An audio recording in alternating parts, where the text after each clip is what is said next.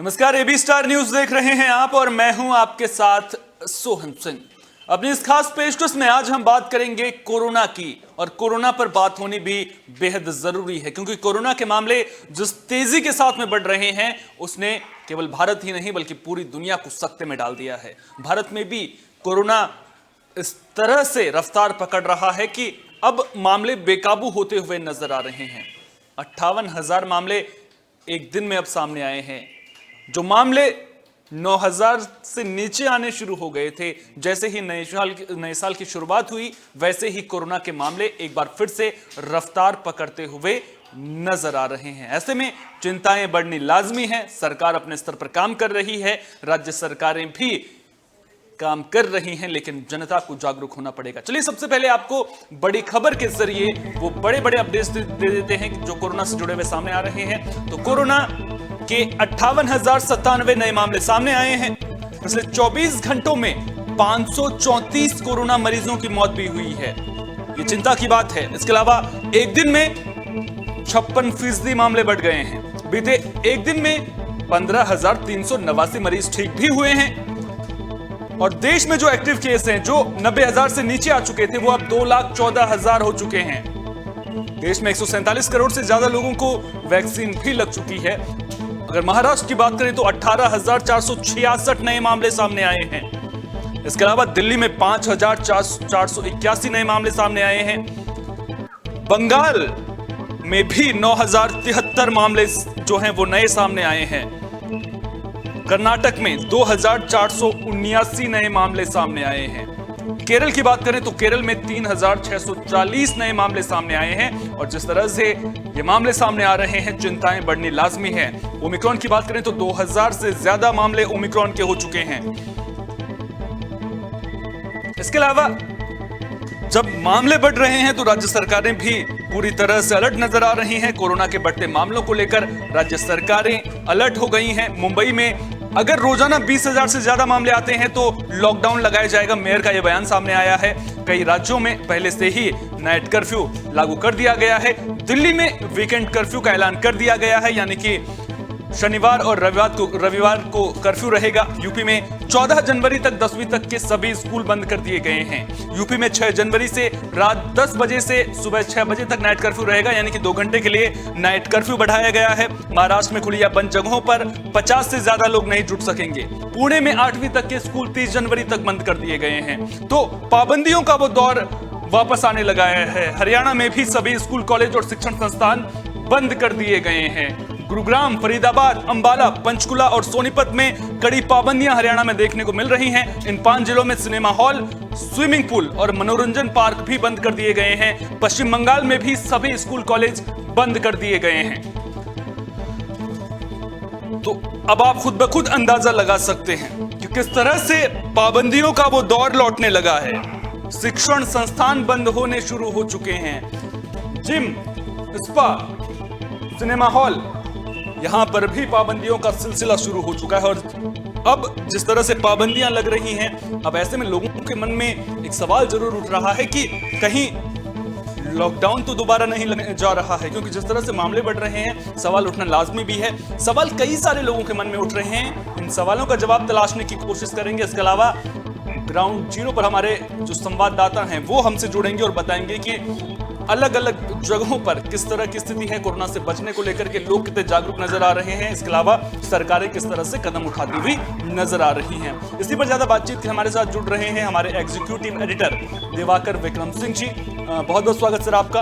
इसके अलावा हमारे साथ जुड़ रहे हैं फरीदाबाद से हमारे संवाददाता मुकेश राजपूत। इसके अलावा बंगाल से हमारे साथ जुड़ रहे हैं शांतनु बनर्जी और गाजियाबाद से हमारे साथ जुड़ रहे हैं नितिन।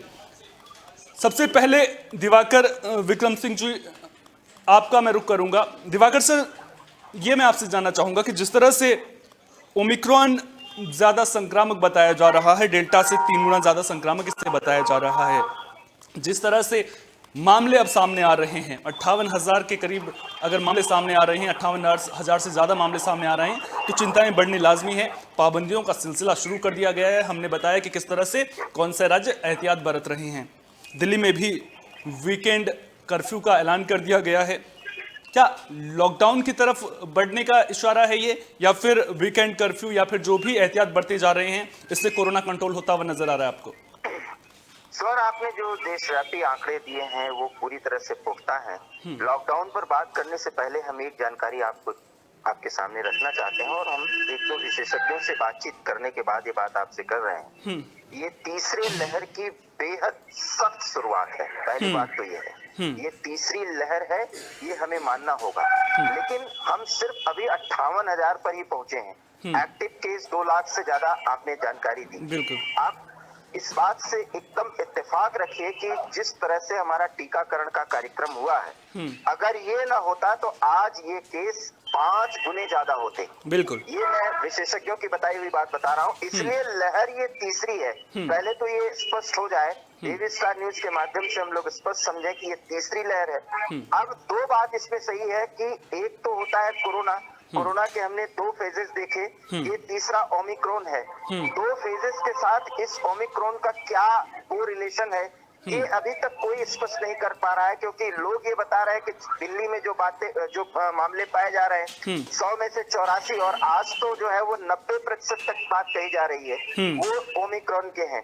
ओमिक्रॉन के एकदम एग्जैक्ट क्या उसकी पहचान है ये अभी तक नहीं बताया गया। विशेषज्ञों के मुताबिक मैं आपसे बात कर रहा हूँ, क्योंकि थोड़ी सी मेरी तबीयत खराब है, इसलिए मैं एहतियात के तौर पर घर पे हूँ।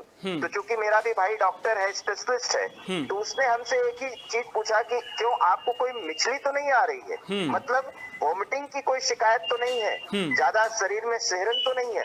पहली बात तो सोहन, एक दो बातें हमें स्पष्ट कर लेनी चाहिए कि दिल्ली एनसीआर का मौसम बेहद खराब है। बिल्कुल। इन परिस्थितियों में फ्लू की स्थिति भी पैदा हो रही है, जिसमें खांसी, बुखार या कुछ ऐसा हो रहा है, तो कोई भी इसको तुरंत हम ओमिक्रॉन या कोरोना का कोई सिम्टम न माने। लेकिन अगर ये ऐसी बात है तो हम विशेषज्ञ की सलाह के बिना कोई दवा न लें।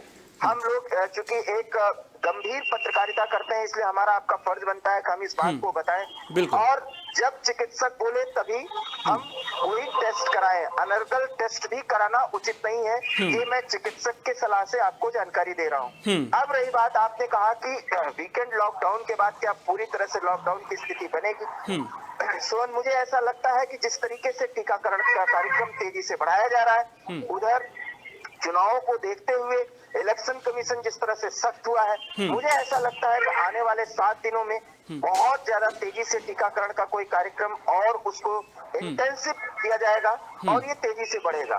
तो ये तीसरी लहर है, इस तीसरी लहर पर एक काट होगी टीकाकरण के माध्यम से, क्योंकि हमारे जो भी वैक्सीन है और ये जो स्पेशल डोज लग रही है कोरोना की जो तीसरी लहर को रोकने के लिए, जिसकी शुरुआत हो गई है, बच्चों से भी शुरुआत हो गई है, तो ऐसे में इस तीसरे लहर की काट हो जाएगी। मतलब संख्या तो ऐसे ही तिगुनी, चौगुनी, 5 गुनी बढ़ेगी, लेकिन जिस हिसाब से 2 लहर में बढ़े थे उस तरह से मामले नहीं बढ़ेंगे।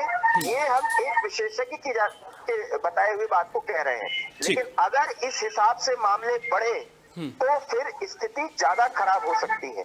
5वीं बात सोहन जो स्पष्ट होना चाहिए कि ओमिक्रॉन, अगर हम ओमिक्रॉन से ग्रस्त हो जाते हैं तो घबराना नहीं है, क्योंकि ओमिक्रॉन का असली प्रभाव गले तक बताया जा रहा है, फेफड़े को वो कम संक्रमित कर रहा है, इसलिए ये फैटल नहीं है ज्यादा। हालांकि मरने वालों की संख्या आपने बताई, भगवान न करे ऐसी स्थितियां आगे बढ़े, लेकिन फैटल कम है।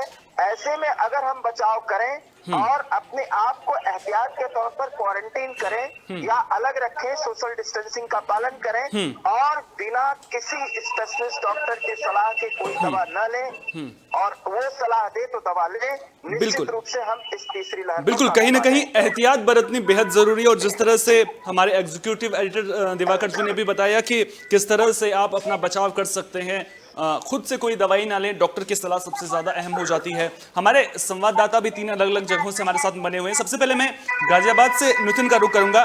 नितिन, नई पाबंदियां भी लागू कर दी गई हैं, 10वीं तक के स्कूल मकर संक्रांति यानी कि 14 जनवरी तक बंद कर दिए गए हैं।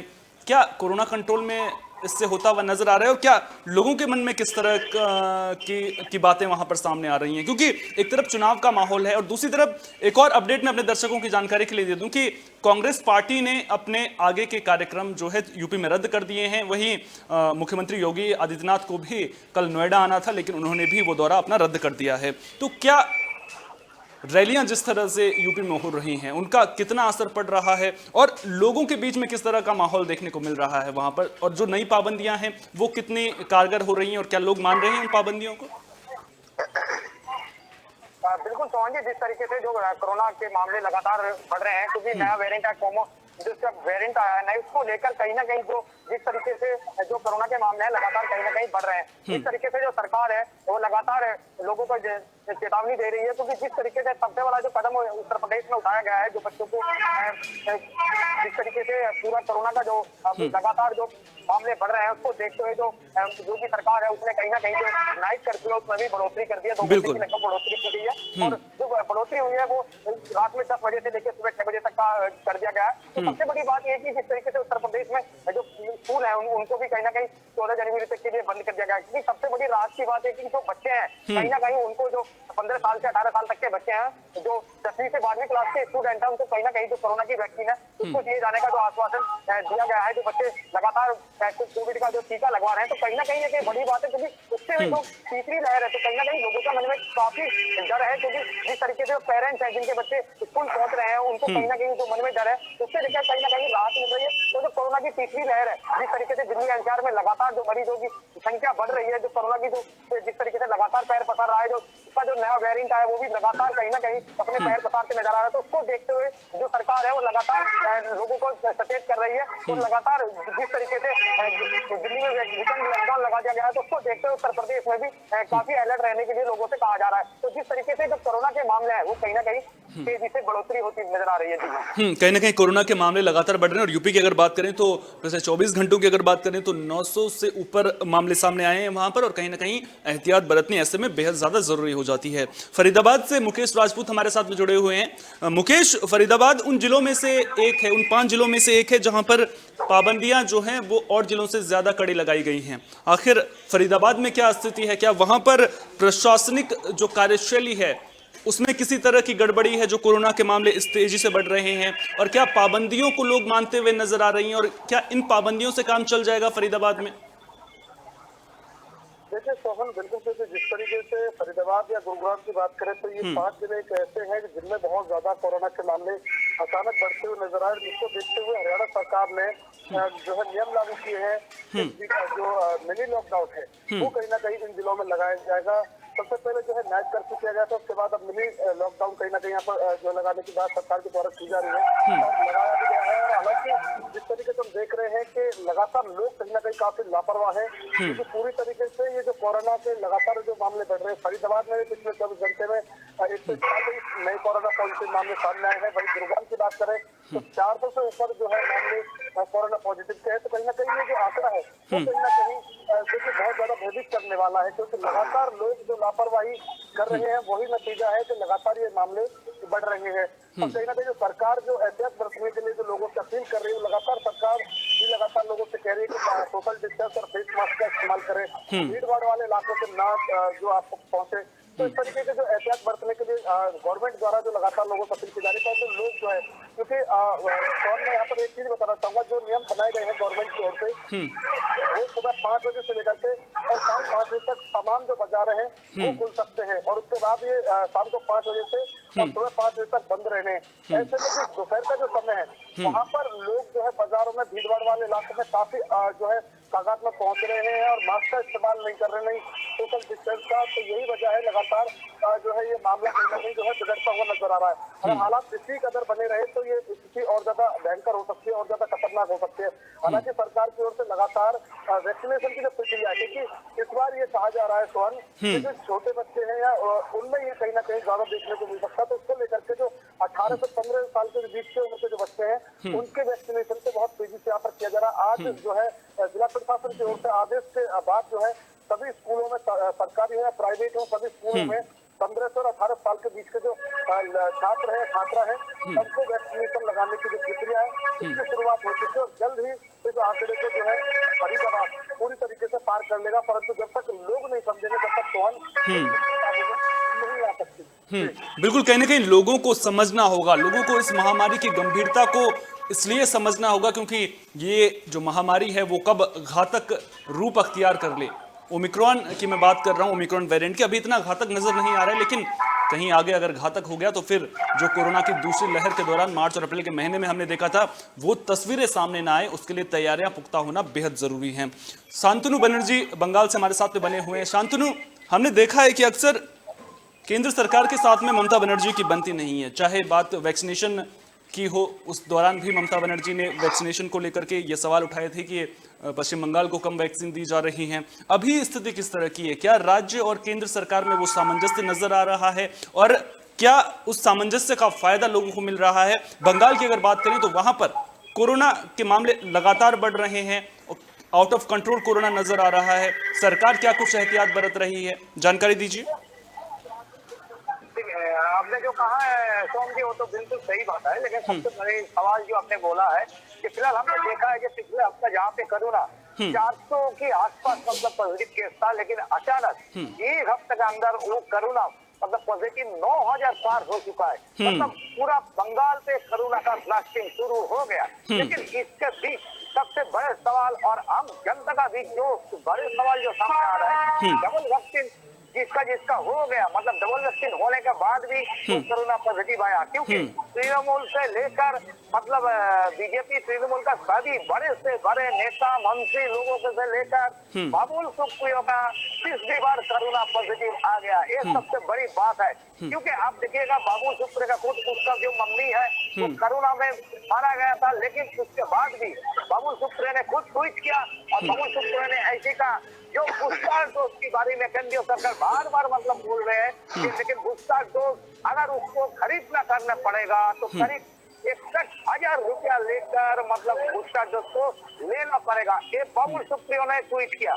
लेकिन सबसे बड़ी सवाल जो आपने कहा है कि फिलहाल पश्चिम बंगाल का जो परिस्थिति है, आप देखिएगा मतलब इसी महीने 22 तारीख से पश्चिम बंगाल कॉर्पोरेशन का चुनाव भी है, लेकिन उसके साथ साथ अब अगर आप देखिएगा 8 तारीख से 15 तारीख इसी महीने सबसे बड़े ये गंगा सागर मेला भी है। लेकिन विरोधी जो दल है खुद बीजेपी और शुभेंदु अधिकारी ने सिर्फ यही कहा है और सीधा तौर पर हाईकोर्ट पर मतलब एक जनहित तो मामला भी किया है। उन्होंने कहा है कि कोरोना का मतलब जितना या ज्यादा से ज्यादा मतलब बढ़ते हैं, इसी कारण से इस मतलब गंगा सागर मेला को किसी भी हालत से मतलब बंद करना चाहिए। ये सबसे बड़ी सवाल अभी भी बंगाल से शुरू हो गया। लेकिन सबसे बड़ी बात तो यही है कि डबल वैक्सीन लेने के बाद जो तीसरा लहर मतलब जो डेल्टा आ गया, डेल्टा के बाद ओमिक्रॉन, ये पूरा मिलजुल के समझी पूरा बंगाल का लोगों का नाक दम कर रख दिया। ये सबसे बड़ी सवाल है बिल्कुल, कहीं ना कहीं इन सवालों का जवाब मिलना बेहद जरूरी है और एहतियात क्या कुछ बढ़ते जा रहे हैं ममता सरकार के द्वारा, उसको लेकर के भी मैं आपसे सवाल पूछूंगा। इससे पहले मैं दिवाकर सर का रुख करना चाहूंगा। दिवाकर सर, जिस तरह से शांतनु ने बताया कि 2 वैक्सीन लेने के बाद भी जो लोग हैं वो पॉजिटिव हो जा रहे हैं, इसके अलावा बाबुल सुप्रियो का उन्होंने जिक्र किया, वो 3 बार पॉजिटिव हो चुके हैं, बूस्टर डोज को लेकर के भी उन्होंने ट्वीट कर सवाल उठाए हैं। आखिर लोगों के मन में जो ये धारणा बन रही है कि 2 डोज ले लिए हैं उसके बाद भी पॉजिटिव हो रहे हैं, तो फिर ऐसे में वैक्सीन लगाने का क्या फायदा, क्योंकि इस तरह के सवाल उठना लोगों के मन में लाजमी है। सरकार के द्वारा क्या आपको नहीं लगता कि इस लिहाज से भी जागरूकता को और तेज करना चाहिए कि वैक्सीनेशन क्यों जरूरी है, और अगर पॉजिटिव आ रहे हैं तो कहीं ना कहीं इस दिशा में भी काम होना चाहिए सरकार की ओर से? इसके अलावा एक और जो कोरोना का नया वेरिएंट आया है उसको लेकर के भी मैं आपसे सवाल चाहूंगा। इसी में मैं ऐड कर देता हूं, IHU एक नया वेरिएंट फ्रांस में मिला है और इसके बताए जा रहे हैं कि 46 म्यूटेशंस हैं, जबकि ओमिक्रॉन के 30 के करीब थे, तो यानी कि इसे ओमिक्रॉन से भी ज़्यादा संक्रामक बताया जा रहा है। WHO का एक बयान आया है, उसमें ये कहा जा रहा है कि अभी ना जाने कितने और वेरिएंट इसके देखने को मिलेंगे। इसके अलावा जो ये नया वेरिएंट है वो ओमिक्रॉन से भी खतरनाक है और WHO ने ये भी कहा है कि ओमिक्रॉन से मौतें भी हो रही हैं, इसलिए सावधानी बेहद ज़रूरी है। तो जिस तरह से ये नया वेरिएंट भी आया है, तो अब ऐसे में तो न जाने कितने वेरिएंट आएंगे, तो क्या आपको लगता है कि अभी जो पाबंदियों का सिलसिला है वो और कड़ा हो जाना चाहिए, या फिर छोटे छोटे कंटेनमेंट जोन बना करके ही उनको सील करके वहां पर सरकार का फोकस होना चाहिए? देखिए सोहन, इसमें भी बिल्कुल स्पष्ट बात है, बहुत महत्वपूर्ण सवाल आपने किया है। तो हम पहली बात तो यह है कि पूरे देश में एक साथ लॉकडाउन नहीं होगा, लेकिन मिनी लॉकडाउन की बात जैसा हमारे तीनों सहयोगी अभी बता रहे थे, इससे आगे की स्थितियां होंगी। कंटेनमेंट जोन्स बनाए जाएंगे और हम पाबंदियों को उन जोन्स पे ज्यादा प्रभावी करेंगे जहां पर ये मामले मिल रहे हैं, पहली बिल्कुल। बात। दूसरी बात, हमें टीकाकरण के कार्यक्रम को और सघन तरीके से चलाना पड़ेगा, क्योंकि अगर ये है जैसे आपने कहा ना कि 2 डोज लेने के बाद भी स्थितियां हो रही है, तभी तो तीसरे डोज की बात की जा रही है जो लोगों को दिया जाना है, क्योंकि किसी भी डोज से ये पूरी तरह से ठीक हो जाएगा या नहीं होगा इसकी कोई गारंटी नहीं ले सकता। और WHO ने, सोहन, जैसा कि हम लोग एडिटोरियली जब बातचीत करते हैं, अभी तक WHO ने जो आज ये बात कही है या जो अभी बयान दिया गया है कि अभी पता नहीं कितने आएंगे, वास्तव में ये पता नहीं कितने आएंगे और पता नहीं कितने म्यूटेशंस के इनके स्वरूप हैं, ये किसी को नहीं मालूम। कोरोना से ज्यादा तेज जो है फ्रांस में जो वेरिएंट मिल रहा है उसका म्यूटेशन है, वो किस देश में प्रभावी हो जाएगा, किस तरीके से मिलने जुलने से, सोशल कनेक्टिंग से होगा, कैसे होगा, और एक मामला अगर आप फ्रांस से आगे बढ़ा तो किस देश में जाएगा और वहां पर कितना प्रभावी हो जाएगा। क्योंकि आप देखिए कि ओमिक्रॉन अफ्रीका से निकला, लेकिन अब वो प्रभावी हो रहा है इंडिया में। अफ्रीका का जो मौसम है या अफ्रीका की जो स्थिति है जहां वायरस प्रभावी हुआ, इंडिया में इस मौसम में किस तरह से प्रभावी हो रहा है। और सोहन, मैं बार बार कह रहा हूँ कि जिस तरीके से दिल्ली एनसीआर को देख लीजिए, बेहद खराब मौसम है। ऐसे में अगर फ्लू की कोई स्थिति है, किसी को जुकाम बुखार और शरीर में तेज दर्द है, और चूंकि ओमिक्रॉन या कोरोना का मामला खूब बताया जा रहा है और लोग घबराहट में हॉस्पिटल्स जाने लगे, ऐसी स्थिति में ज्यादा पैनिक होने की जरूरत नहीं है। मैं आपको बता दूं अपना स्वयं का उदाहरण कि मैंने जब चिकित्सक से सलाह ली, उन्होंने कहा बिल्कुल अभी टेस्ट की जरूरत नहीं है, जस्ट आपको फ्लू है, जस्ट यू टेक मेडिसिन और आराम करिए। तो कुछ बातों में हमें पैनिक नहीं होना है, लेकिन सचेत होते हुए हमें हर चीज को मानना है कि हमको इस तरह से दूरी बनाए रखनी है। तो सोशल डिस्टेंसिंग का पालन करना है। मिनी लॉकडाउन से आगे के लॉकडाउन की स्थिति बनेगी, राज्य सरकारें अपने अपने हिसाब से करेंगी, केंद्र उस पर सब दखल रखेगा, और जितना ही सघन टीकाकरण कार्यक्रम होगा उतना ही ज्यादा जानें बचेंगी। किसी को कोई गारंटी और भरोसा नहीं दिलाया जा सकता कि तीसरा डोज लेने के बाद भी कोई और वेरिएंट आए तो उससे वो संक्रमित नहीं होगा। इसलिए ये बेहद बहुत ही खतरनाक बिल्कुल हमला है। बिल्कुल कहीं ना कहीं बेहद अहम बात आपने कही है कि अभी न जाने कितने स्वरूप इसके देखने को मिलेंगे और उन पर वैक्सीन कितनी प्रभावी होगी, इसको लेकर के भी सवाल जरूर तब खड़े होंगे। अब देखना दिलचस्प होगा। ये सब तो वक्त के गर्भ में है कि आखिर आगे कोरोना कितने रूप बदलेगा, और उससे बस बचाव का एक तरीका हमेशा जो हमारे बीच में रहेगा वो ये रहेगा कि सावधानी बरतनी है, एहतियात बरतनी है, जो कोरोना गाइडलाइंस है उनका पालन करना है। इसके अलावा अगर आपने वैक्सीनेशन नहीं करवाया है, आप एलिजिबल हैं तो वैक्सीनेशन जरूर करवाइए। नितिन हमारे साथ में बने हुए हैं। नितिन, वैक्सीनेशन को लेकर के लगातार बात हो रही है कि वैक्सीनेशन पर जोर देना चाहिए, वैक्सीन बेहद जरूरी है, सुरक्षा कवच इसे बताया जा रहा है, और ये सुरक्षा कवच से कम है भी नहीं, क्योंकि जब आप वैक्सीन लगवा लेते हैं तो उसके बाद जो कोरोना का संक्रमण, अगर आप कोरोना से संक्रमित होते भी हैं तो जो डेथ चांसेस होते हैं वो बहुत ज्यादा कम हो जाते हैं, वो मतलब माइनर चांसेस रह जाते हैं, क्योंकि आपने वैक्सीन लगवा रखी है। वैक्सीनेशन लगातार चल रहा है। गाजियाबाद में क्या कुछ स्थिति है वैक्सीनेशन की, और जो बच्चों का वैक्सीनेशन शुरू हुआ है उसको लेकर के मैं आपसे जानकारी चाहूंगा कि किस तरह से काम आगे बढ़ रहा है। कहीं प्रशासन की तरफ से किसी तरह का ढुलमुल रवैया तो देखने को नहीं मिल रहा है, और बच्चों में वैक्सीनेशन को लेकर के किसी तरह के कोई खतरे की बात तो सामने नहीं आई है। बिल्कुल सोहन जी, जिस तरीके से योगी सरकार ने अभी, मैं आपको बता देता हूँ, जिस तरीके से कोरोना के मामले लगातार दिल्ली एनसीआर में बढ़ रहे हैं, उसको देखते हुए जो स्कूल है उनको बंद कर दिया गया है। चाहे जो रेस्टोरेंट या इस तरह है उनको भी 50% के लिए तय किया गया है। तो कहीं ना कहीं जो सरकार है वो भी सचेत है और लगातार लोगों को समझाने की बात कर रही है। अगर हम टीकाकरण की बात करें तो जिस तरीके से जो छात्र छात्राओं का जो टीकाकरण हो रहा है 15 से 18 साल के बच्चों का, तो कहीं ना कहीं सरकार ने उसको साफ कर दिया है, क्योंकि जो स्कूल है या चाहे कॉलेज जो बंद रहेंगे उसके बाद जो छात्र छात्रों को जो टीकाकरण है वो लगातार जारी रहेगा। तो जो बच्चे हैं वो लगातार टीकाकरण लगवा सकते हैं और वो स्टार्ट रहेगा, क्योंकि जिस तरीके से जो कोरोना के मामले हैं लगातार तेजी से बढ़ रहे हैं, उसको देखते हुए कहीं ना कहीं जो टीकाकरण है वो एक लाभदायक होगा। तो कहीं ना कहीं कारागार होगा, ताकि जो बच्चे हैं, जो बच्चों का मनोबल था, क्योंकि जो जिस तरीके से तीसरी लहर आई है उसके बाद लगातार सुरक्षा टीम के जितने भी लोग थे उनको टीकाकरण कहीं ना कहीं ज्यादा से ज्यादा लगाया और लोगों ने लगवा लिया। उसके बावजूद बच्चों को टीकाकरण नहीं लगाता तो कहीं ना कहीं बच्चों के मन में काफी डर था और स्कूल जाने में बच्चे कहीं ना कहीं हिचकिचा रहे थे, जिसको लेकर अब जिस तरीके से सरकार ने जो बच्चों को टीकाकरण का जो शुरुआत की है तो कहीं ना कहीं एक बड़ी बात है, क्योंकि जिस तरीके से तीसरी लहर का जो प्रकोप है लगातार तेजी से बढ़ रहा है तो उसको देखते देखते कहीं ना कहीं बच्चों के मन में एक अभाव था और जिस तरीके से टीकाकरण जो शुरू हो गया है तो कहीं ना कहीं बच्चों का जो मनोबल है वो कहीं ना कहीं बढ़ता नजर आ रहा है। जी शांतनु, बंगाल को लेकर के मैं आपसे बात करूंगा कि आपने बताया कि किस तरह से वहां पर मेले का आयोजन होना है, उसको लेकर के सवाल उठ रहे हैं, किस तरह से वहां पर चुनाव है उसको लेकर के सवाल उठ रहे हैं। राजनीति तो जरूर हो रही है और राजनीति हमने शुरुआत में भी जब कोरोना की पहली लहर थी उस दौरान भी देखने को मिली थी। हालांकि सियासत आज भी यूपी चुनाव में भी बयानबाजी खूब देखने को मिलती है, सरकार के काम को लेकर के सवाल उठाए जाते हैं।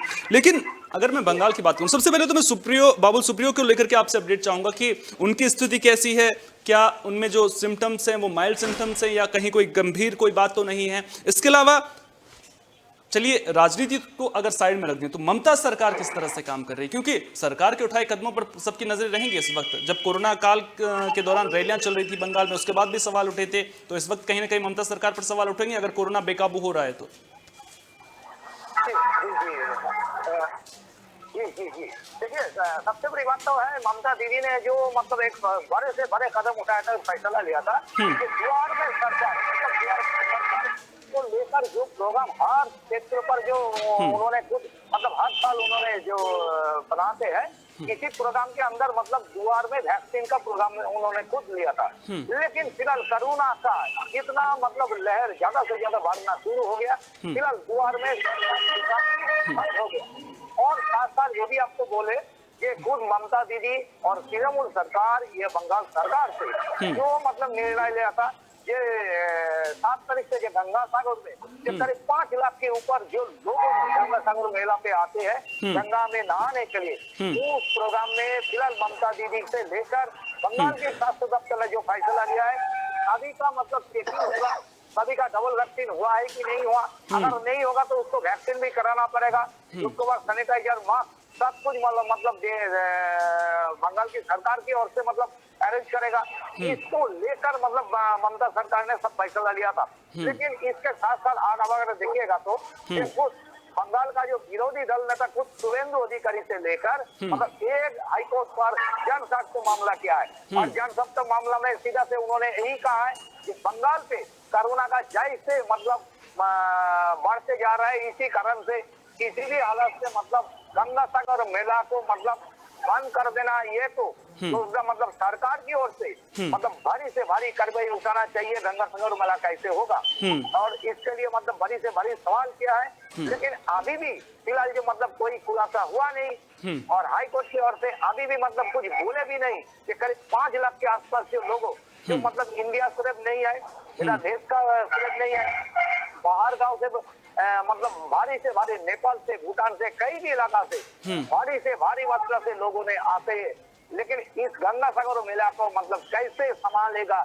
ये बड़े सवाल अभी भी सामने आ गया। तो हम जी सवाल यहाँ पर यह भी उठता है कि जब कोरोना काल के दौरान मंदिर हमने बंद होते हुए देखे, मस्जिदों में नमाज अदा करने पर पाबंदी रही है, तो फिर एक मेले का आयोजन क्यों नहीं उस पर पाबंदी लग सकती है। जब कुंभ मेले को लेकर के सवाल उठे थे उस वक्त हरिद्वार में किस तरह से कोरोना ब्लास्ट हुआ था, तो फिर कहीं ना कहीं जो भी घटनाएं हुई हैं उनसे सबक लेना बेहद जरूरी है। फरीदाबाद से मुकेश भी हमारे साथ में बने हुए हैं।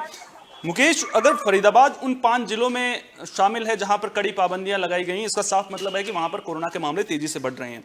क्या कंटेनमेंट जोन पर प्रशासन का फोकस है, और अगर कंटेनमेंट जोन पर फोकस है तो कितने कंटेनमेंट जोन वहां पर बनाए गए हैं, क्या इसको लेकर के आपके पास जानकारी?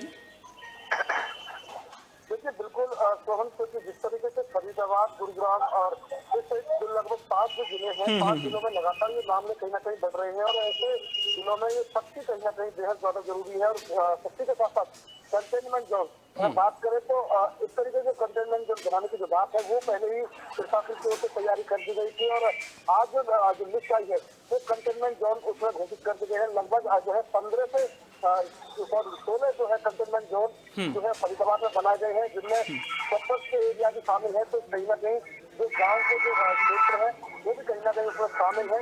वो ऐसे इलाके हैं कौन जहाँ पर बहुत ज्यादा जो कोरोना के जो मामले हैं वो निकल रहे हैं। ऐसे जगहों को चिन्हित करके प्रशासन ने उन्हें कंटेनमेंट में जोन में जो है घोषित कर दिया है। साफ तौर पर लोगों से अपील और वहाँ पर जो सख्ती है वो लगातार बहुत ज्यादा बढ़ा दी गई है। हालांकि प्रशासन का दावा है कि जल्द ही जो कोरोना है उससे जल्द जीत सकते हैं, क्योंकि जिस तरीके से यहाँ पर वैक्सीनेशन का जो काम है वो बहुत तेजी से चल रहा है। साथ ही साथ ओमिक्रॉन पर भी हम थोड़ा सा अगर यहाँ पर रोशनी डालें तो 20 मामले जो है कोरोना जो ओमिक्रॉन के अब तक जो है फरीदाबाद में आ चुके हैं, वो भी कहीं ना कहीं जो है चौंकाने वाले हैं, क्योंकि जिस तरीके से दावा किया जा रहा था कि फरीदाबाद में इतनी तेजी से ओमिक्रॉन नहीं फैलेगा, वो भी कहीं ना कहीं बहुत ज्यादा यहाँ पर फैलता हुआ नजर आ रहा है।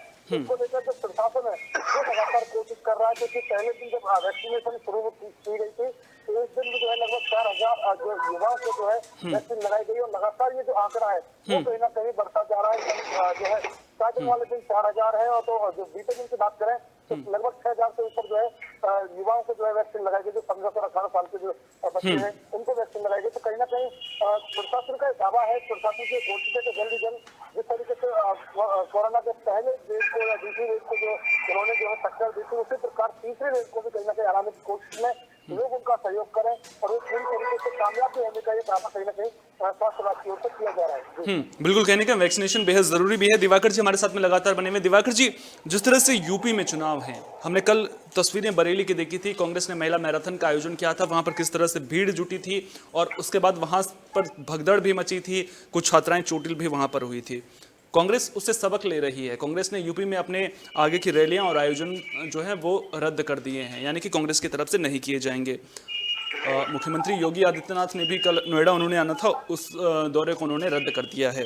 क्या आपको नहीं लगता कि चुनाव आयोग को अब मामले को गंभीरता से लेना पड़ेगा, चुनाव आयोग को भी? क्योंकि जब चुनाव आयोग ने चुनाव होंगे सभी दल राजी हैं ये बात कही थी, उस वक्त 9-10 हज़ार के करीब मामले सामने आ रहे थे, लेकिन आज पिछले 5 से 6 दिनों की बात है 58,000 मामले सामने हैं।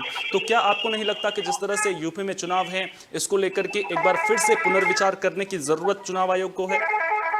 सर, सबसे पहले तो मैं आपसे अनुरोध करूंगा कि मैं डिस्कनेक्ट हो चुका हूं, तो मैं अपने आप को जोड़ रहा हूं, अपने पीसीआर सहयोगी से कहिए मुझे कनेक्ट करें, लेकिन मेरी आवाज शायद वहां तक पहुंच रही होगी। जी। मैं आपको बताना चाहता हूं कि जो आपने एक जानकारी दी ये बेहद ही मतलब सराहनीय है। जिस तरह से कार्यक्रम कांग्रेस ने अपने सारे रोक दिए हैं, ये एक बहुत ही अच्छा निर्णय है, और एक बेहद सख्त सरकार है इस समय इस तरह के कुछ माहौल बनाने के लिए, खास करके हम लोगों के द्वारा, कि कोई भी बड़ी रैली या जनसभा जिस तरीके से चुनाव को देखते हुए किसी भी राज्य में की जा रही हो, चाहे 5 राज्यों में जहां चुनाव होने हैं या अन्यथा और कई जगह, वहां पर चाहे कोई नेता हो, इवन के प्रधानमंत्री तक, वो प्लीज उसे वैसा न करें। और जब ये जनमत तैयार होगा तो ये स्थितियां बनेंगी।